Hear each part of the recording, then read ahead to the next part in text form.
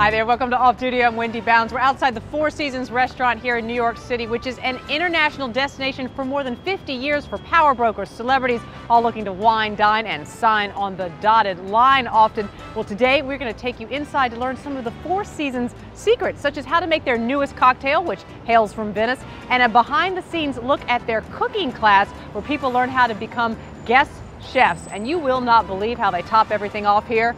It's with cotton candy. Let's go inside. What does it take to become a guest chef at the famous Four Seasons restaurant in New York?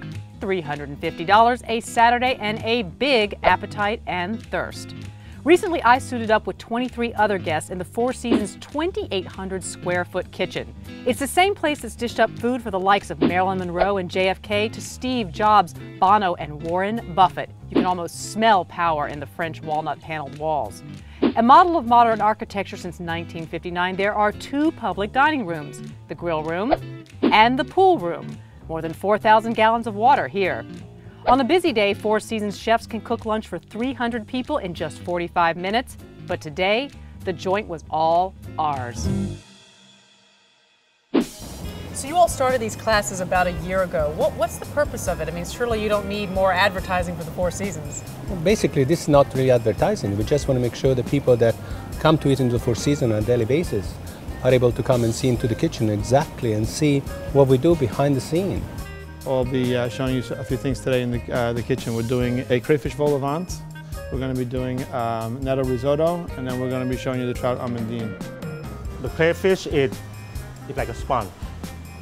Like, you know how you cook lobster, it doesn't matter how you cook the lobster, you always get the lobster taste, but not on the crayfish. Crayfish, it actually, after you cook, it acts like a sponge.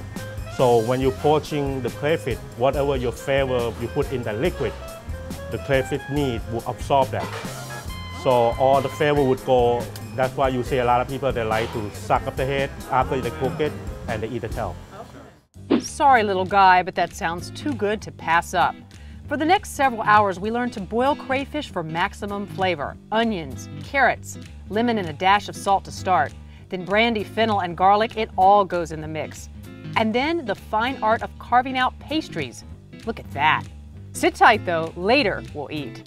Now people seem to come here as much for the social aspect of it as the learning part, it seems.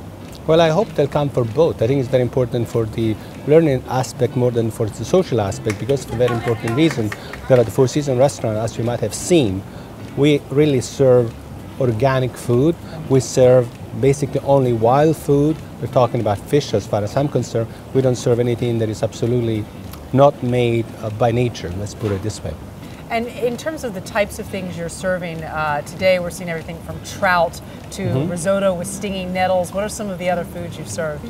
Well, we basically are trying to stick to our menu, and we also will try to stay with our seasonal menu, because that's the most important thing to do as far as we're concerned. Thank you very much for coming to the Four Seasons restaurant. I hope that you had a great time so far, and I can guarantee you that from this moment on you're going to have a much better time. First of all, I think you're drinking one of my favorite drinks, which is called Venetian Sunrise. And the only reason I'm calling Venetian Sunrise because I just came back from Venice. And this is what we start drinking in the morning at about 10 o'clock. Not 11, 10 o'clock. It's a 3-2-1 formula.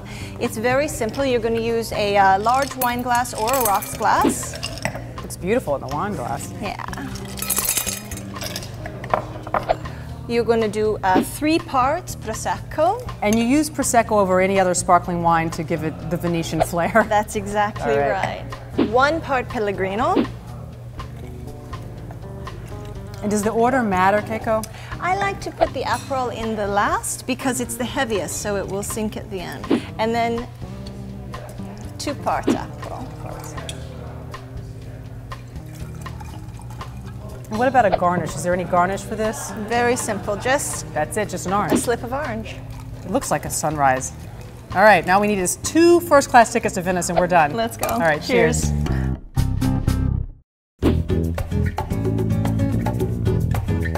Well, I'm not a real chef type person. I like to cook, but I have 2 teenage boys, and living in the city with takeout available, any kind of takeout, Chinese food, pizza, what have you. I don't want them to eat that all the time, but I don't have a lot of time to cook, so I wanted to get some ideas on how to do some things very quickly and efficiently, and I certainly learned that here. I've been here numerous times. I work right down the street, and I've always loved this restaurant. And now I have a finer appreciation as to how much work that goes through just to make a very simple, what I would think was a simple appetizer is really not. So it was a wonderful learning experience for me. And do you feel like it's a pretty good deal for $350? Absolutely. What a wonderful way to spend a Saturday afternoon. Better than golf? Yeah, it actually is. I'm not that good at golf. I'm much better eating. Hope he saved room for dessert, because the cotton candy, that is the Four Seasons secret dessert. It's not on the menu. You have to know to ask for it. Let's find out how to make this. Snuck back in the kitchen here at the Four Seasons restaurant to find out how they make their cotton candy. Who else to tell us but Christopher Broberg? He's the pastry chef here. Cotton candy, the Four Seasons, how did this even get started?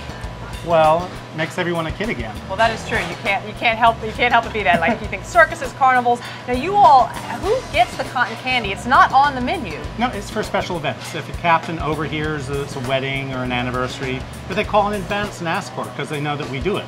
We'll happily provide it to the table.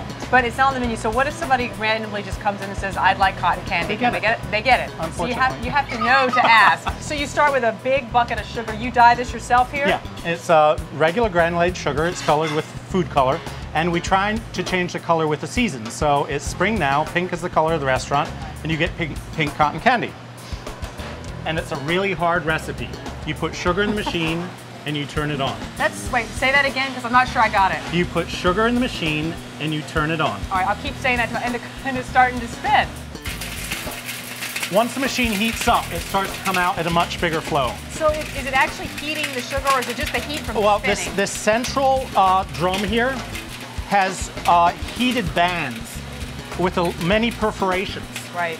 And what happens is, while it's turning, it's pushing that sugar against those heated bands. It melts the sugar, and it comes out of the many holes around the sides. And you get candy floss. It just collects. I mean, we can use a tiny, tiny plate and give a little tiny amount, or we can give a silver serving platter with enormous amount. It'll make you look like Marie Antoinette. Do you think so? A little bit. I think it does me. I'm so glad I wore pink. And now for the finishing touches. It's not just an enormous head of cotton candy. You have additions. You have accoutrements. This is the secret. This is what the captain wants the guests to find. Underneath. There's a scoop of strawberry ice cream underneath. Now, do people know to look for that? They're given a clue to look for something. To look for something. And then these... what are these that you're curling? These are candied violets from France. How much does a box of these cost? They're up to $80 now for a kilo. And again, this is something you don't charge anybody for. No. How many people eat this entire thing? Most people. Most people. Well, it's not a table. There's very few people who come to dinner at the Four Seasons. And the thing is, what will happen is it just extends their enjoyment of the evening. They'll take a bite, they'll talk some more, have another cup, another sip of their coffee, have a little bit more, and then they'll find the ice cream. The special ice cream underneath. Well, I'm going to go see if I can make an event for one by myself. Thank you, Chris. See you guys in a little bit. I'll be in a sugar coma in the back. I can't say you'll become a professional chef in an afternoon, but the wining and dining, well, that's pretty easy to pick up. Crayfish, trout, nettle risotto, a Venetian sunrise, or two, fine wines and champagne, all my fellow chefs, they made room for it all, including the cotton candy. Those still standing afterward, they graduated. Classes are monthly, and next up, barbecue with guava glazed shrimp kebabs, mini tuna burgers, and skirt steak tacos. I think you better hit that diet now. For the Wall Street Journal's off-duty team, I'm Wendy Bounds.